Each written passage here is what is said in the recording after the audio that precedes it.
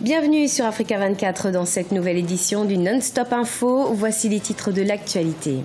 Ouverture ce 28 novembre du 5e sommet Union africaine-Union européenne à Abidjan en Côte d'Ivoire, mais aussi un contre-sommet organisé par la société civile ainsi qu'une frange de l'opposition ivoirienne. Le Burkina Faso accueillera du 21 au 23 février 2018 la 5e édition du Forum ouest-africain de développement des entreprises. Un événement soutenu par le gouvernement burkinabé. Les détails dans cette édition. Et puis au Sénégal, lancement des travaux du deuxième port de Dakar lundi 27 novembre 2017 à Sendou, un port minéralier et vraquier qui permettra la création de nombreux emplois. Mais tout d'abord, ouverture du 5e sommet Union africaine-Union européenne ce mercredi 29 novembre en Côte d'Ivoire. Le président camerounais Paul Biya y prend part. Il est arrivé à Abidjan ce mardi. Signalons que 83 chefs d'État et de gouvernement et plus de 5000 participants sont attendus à cette rencontre aux enjeux multiples. Et sachez que vous pourrez suivre cette 5e édition du sommet Union africaine-Union européenne en direct sur Africa 24 ce mercredi 29 novembre 2017 à partir de 12h GMT. En marge de ce sommet Union africaine-Union européenne, un contre-sommet a débuté mardi 28 novembre 2017 en Côte d'Ivoire. La société civile ivoirienne ainsi qu'une frange de l'opposition comptent faire entendre leur voix. Durant 3 jours, des questions fondamentales propres au pays seront abordées, notamment l'emploi des jeunes et le traitement salarial des fonctionnaires. Olive Adjakotan, notre correspondant en Côte d'Ivoire. En Côte d'Ivoire, une dizaine de partis politiques de l'opposition et des associations de la société civile montent au créneau en organisant un contre-sommet Union africaine-Union européenne. Des débats, des marches et des ateliers de réflexion sur plusieurs sujets comme la cherté de la vie, l'emploi des jeunes et le traitement salarial des fonctionnaires sont au cœur de ce contre-sommet. Une tribune pour ces regroupements qui veulent mieux se faire entendre. Nous ne sommes pas anti-sommet, nous sommes contre-sommet. Alors, c'est les thèmes que le sommet développe. Il est parlé à ce sommet des chefs d'État de jeunesse, d'emploi, mais quelle est la politique d'emploi en Afrique pour la Côte d'Ivoire? Quelle est la politique de scolarisation pour les jeunes? Autre question cruciale abordée dans ce contre-sommet, celle du drame des Africains en Libye à cause de l'immigration clandestine. Ces politiques et forces vives ont dénoncé ce phénomène. La Libye est devenue ce qu'elle est aujourd'hui à cause de l'assassinat ou de la mort de Kadhafi. Et on sait que ceux qui ont tué Kadhafi, ils le reconnaissent, ils l'attestent, ils en sont même fiers. Ce sont les Occidentaux. Que nos dirigeants se remettent en question, voient leurs responsabilités dans l'immigration. Il faut qu'ils créent des conditions dans nos pays qui nous amènent la sécurité, la sûreté et la protection sociale. Le contre-sommet se tient du 28 au 30 novembre 2017. Autre fait majeur de cette rencontre, rassembler toute l'opposition ivoirienne et les forces vives en un creuset pour mieux lutter pour le respect des droits de l'homme en Côte d'Ivoire.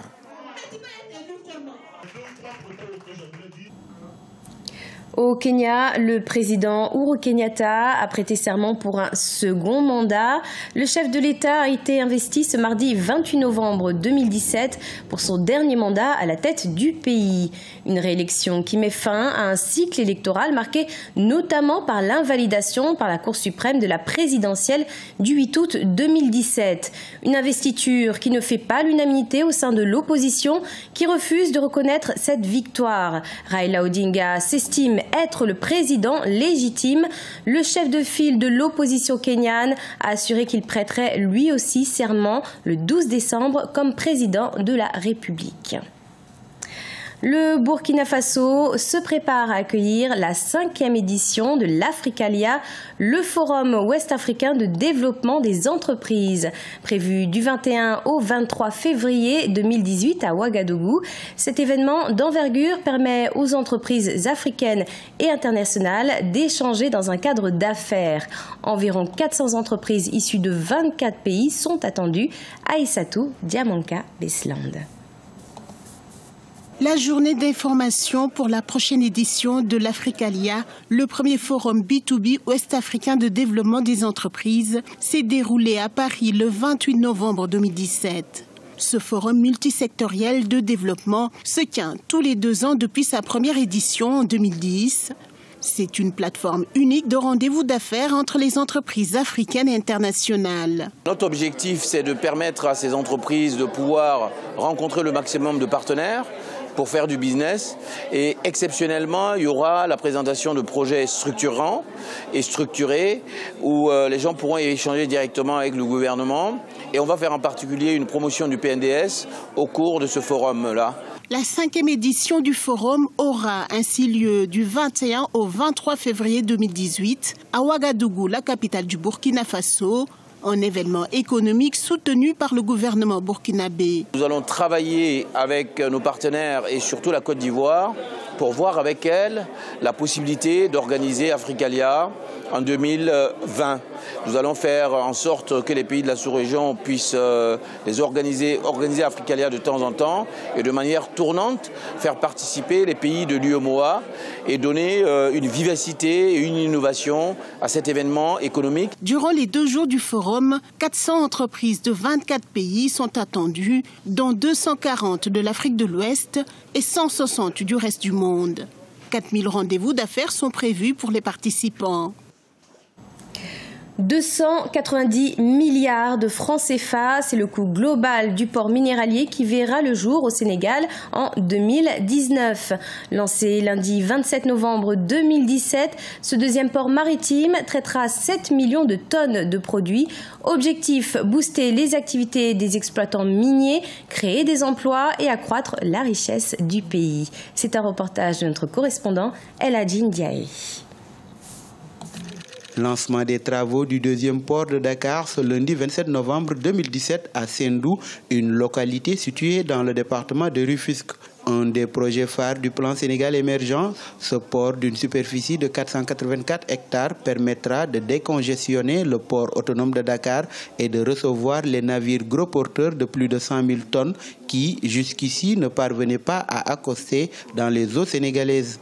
Notre pays dispose d'un important potentiel minier, minerais de fer et phosphate notamment, mais aussi pétrolier, auquel il faut ajouter les gisements de matières premières tels que l'ilménite ou le zircon, ainsi d'ailleurs que d'autres produits en vrac. La compétitivité de notre secteur minier est liée au coût de transport maritime en général et portuaire en particulier. D'un coût global de près de 290 milliards de francs CFA, la livraison de la première phase du port minéralier et vraquier est prévue en 2019.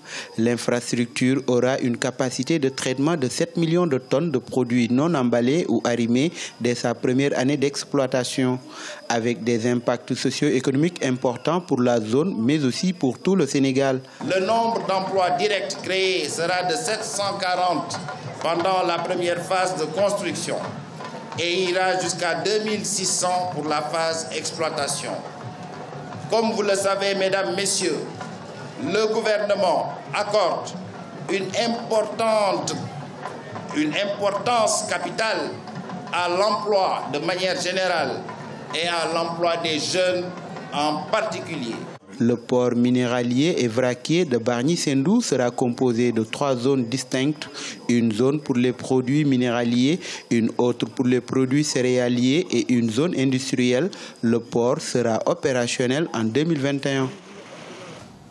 C'était le journal de la rédaction. Merci de l'avoir suivi. Retrouvez dans un instant une nouvelle édition de l'information sur Africa 24.